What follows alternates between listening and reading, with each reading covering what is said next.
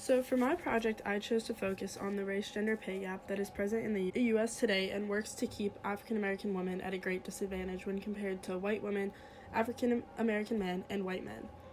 I focus mainly on the devaluation of African-American women by modern society standards in the U.S. and how they get paid far less than many of the other subgroups for doing the same work. And so first I'm going to focus on Tracee Ellis Ross. Tracee Ellis Ross. Tracee Ellis Ross. Tracee Ellis Ross. And if you're unfamiliar with who she is, she's a famous actress known mainly for her role in the hit TV show on ABC called Blackish. According to Newsweek, in the 2018 season of Blackish, Tracee Ellis Ross made $80,000 per episode, while her co-star Anthony Anderson made $400,000. And a lot of people attribute the gap in pay to how Anderson held the title executive producer on the show, but a lot of people claim or theorize that he was just given this title as an excuse to pay him more and not the other way around. This is theorized a lot because it's a pretty common practice to do in Hollywood and in productions and TV shows and movies to give like the bigger actors or the main stars of the show titles such as assistant producer, executive producer, like he was given, even though they don't really do the work for it, just so that they can get paid more. And the reason that this is incredibly important to know is because Tracee Ellis Ross has actually directed an episode of Blackish, while Anthony Anderson has not.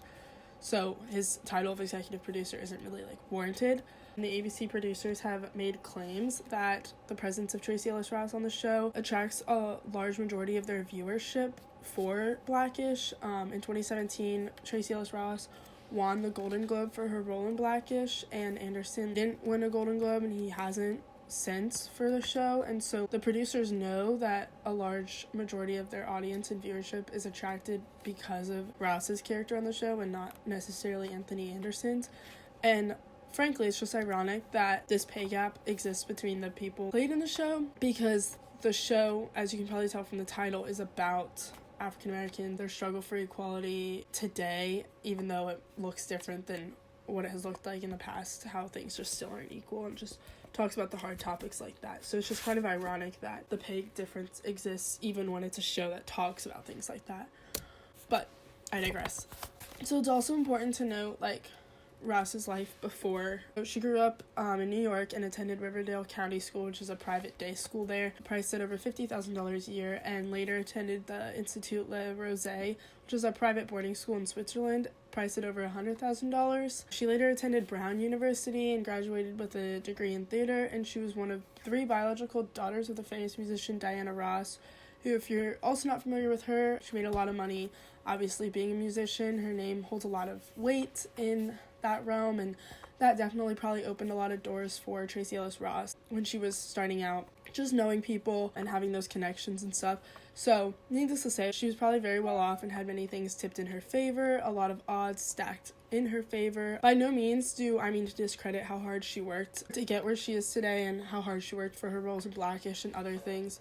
But it's just important to note that she did have all of these things in her favor, so why is she getting paid so much less than Anthony Anderson? Shouldn't she be the exception? And obviously, no, she's not the exception, getting paid more, because this is just considered normal across the board. As you can see from the graph on this page, there's a large pay discrepancy across all professions between African American women and white men, and it's actually Black women with more advanced degrees experience an even wider gap in pay, which reinforces the idea that they are just not worth the same value since they get paid less for doing the same work. And as you can see, by this stat, on average, Black women are paid 39% less than white men and 21% less than white women, and the pay gap widens for African American women with bachelor's degree and advanced degrees. So obviously, everybody's familiar with the gender pay gap between men and women, and so if you just compare those things the same, white women make 70-some cents to the dollar of every white man, but then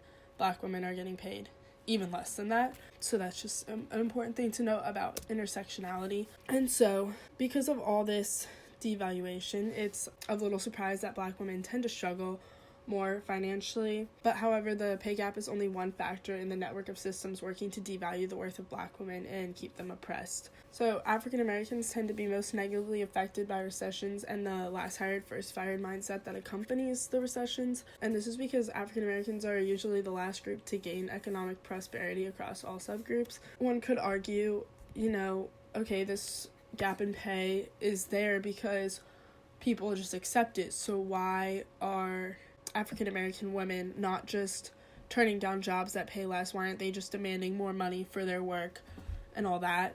And that is actually because African American women in specific are more likely to concede in negotiations because their opportunities to even get to the negotiation table in the first place are much less than that of white women, which is even less than that of white men, which is what I was saying on the last page. But basically, like, African American women are going to be much more likely to settle for less than they know their value to be worth in negotiations because their opportunities are more limited than, let's say, white women's or white men's opportunities. So the pay gap just continues to be there because they're settling, and then producers or higher ups in business, whoever it may be, knows that they can get away with it, kind of, so that's why it just continues to be there. As we've now seen, Tracee Ellis Ross's pay gap between her co-star and herself is not an isolated case. This happens in Hollywood, boardrooms, hospitals, and almost every other workplace across the nation. Viola Davis, who, if you don't know who that is, she's famous for her role in The Help and another hit ABC TV show, How to Get Away with Murder. She's really made a name for herself in the Hollywood industry like Tracee Ellis Ross has, but she spoke to the race pay gap in an interview and was quoted saying, "There are no percentages to show the difference. It's vast. Hispanic women, Asian women, black women, we don't get paid what Caucasian women get paid. We just don't. We have the talent. It's the opportunity that we're lacking." And this just again reinforces the idea why they concede more quickly during negotiations, because with a lack of opportunity, they're kind of just more likely to hold on or settle for less than what they know to be worth, just to, in hopes of like gaining opportunity. With Hollywood and its famous actors and producers being as liberal as they claim to be, and newspapers and just speaking out about like pushing their political agendas further, you would expect this problem to be minimized in Hollywood and maybe like exacerbated in like business places or more up north or whatever it may be. But as we've seen, this problem is actually greatest in Hollywood because, as I said, the average black woman makes 39% less than the average white man. But when you use the stats from Tracee Ellis Ross's appearance in Blackish, she was making only 12% of what Anthony Anderson, her co-star, was making. So obviously, like, that pay discrepancy is even greater. And so, as Davis mentioned in her quote on the previous slide, the lack of opportunity affects all non-white groups of women. She attempted to start the trend to change this with her movie Widows, which allowed minority women to take on major leading roles and receive recognition from it. And just like the 2016 film Moonlight, Widows performed well in theaters, but still didn't prove to be enough to spark the conversation to change the path of many black actresses. Like Viola Davis's role in the movie The Help, a lot of women of color and minority groups of actresses usually get given smaller roles in movies and aren't the main leads, and they're portrayed as like maids or the help or whatever, and like those are the roles that they're often given the opportunity to get. And so she created Widows to try to like put women of color in major leading roles and spark that conversation. Going off of that, a movie or a couple of movies alone will not be enough to instill the drive of people in power to level the playing field for black women, and that's mainly because the people in power tend to be white men, although an increasing number are seeing white women and black men in these positions. However, black women are going to struggle to find themselves in those positions as their access to opportunity is far less, and the pay gap widens as they seek out advanced degrees. It's obviously going to be hard for them to find themselves in those positions getting paid the same and rallying for black women to get equal pay. And so as long as black women continue to be oppressed by monetary factors that affect both people of color and women in this country, the hole will remain too deep for them to climb out of.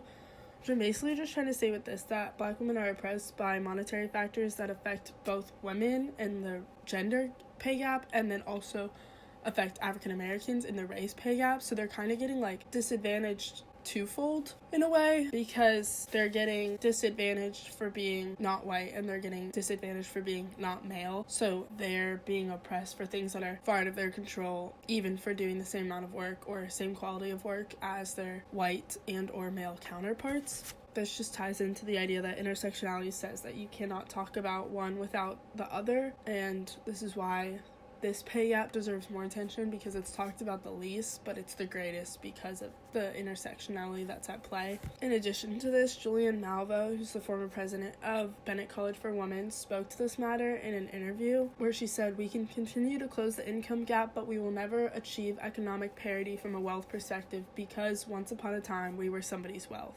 That wealth gap won't be closed unless it becomes a policy priority to redistribute wealth." And basically by this, she's just reiterating the idea that although the law doesn't explicitly say African Americans should get paid less than white people and women should get paid less than men, it has become a cultural norm for people to do so, and people will continue to get away with this unless it's explicitly stated in the law that there should be equality amongst men and women and against African Americans and whites, or really just whites and non-whites. All the figures we've looked at in this PowerPoint have made huge gains on the fight for equality for Black women. When the numbers about Tracee Ellis Ross' salary first came out, she spoke on it and said that she'd hoped to not have her negotiations made public, but she was overwhelmed with the support that she received and encouragement she received for her deserving to get paid just as much, if not more, than Anthony Anderson, and that she was just overwhelmed by all of it. And people like her and Viola Davis will continue to push their efforts to give voice to this often talked over topic in the workplace, and they'll continue to fight for Black women to get paid the same, have equality to opportunity, leading roles in films, and so much more. The effort to close the income gap between all men and women and between all whites and non-whites is one that can be rewarded, but first it has to be acknowledged that it even exists, including at the most basic level. And so that just starts with obviously it's easy to point to people in Hollywood and people like Tracee Ellis Ross and being like, oh, she makes this much, her co-star makes this much, but obviously $80,000 per episode is still a lot, and so it needs to be acknowledged that majority of African American women aren't getting paid fairly for the work that they do, and it's having a huge financial strain on them and their families and the people that they're trying to support, and it's no fault of their own. And so once that gets acknowledged, then I think the drive for people to promote equality will increase, or at least I hope that it will. And just lastly, to reiterate this again, the numerous systems that are at play here, that are wealth, prejudice, education, etc., work hard to keep Black women especially down and cause them to be disadvantaged to their white and or male counterparts from the day that they're born. I mean, as I've mentioned, this isn't anything that they brought upon themselves, it isn't anything that they deserve. And so these things may not be explicitly stated in the US legislature, but it's prevalent and it's become a cultural norm in our modern society that Black women are devalued. And it's just kind of sad how nobody even tries to hide that, because we are literally paying them less, and paying them equal pay for doing the same amount of work is really just one step in the right direction that will eventually lead to true equality. And by finally addressing that issue and getting to equal pay, it will hopefully then start the conversation for equality in all aspects of life. So yeah, and then that's my works cited page.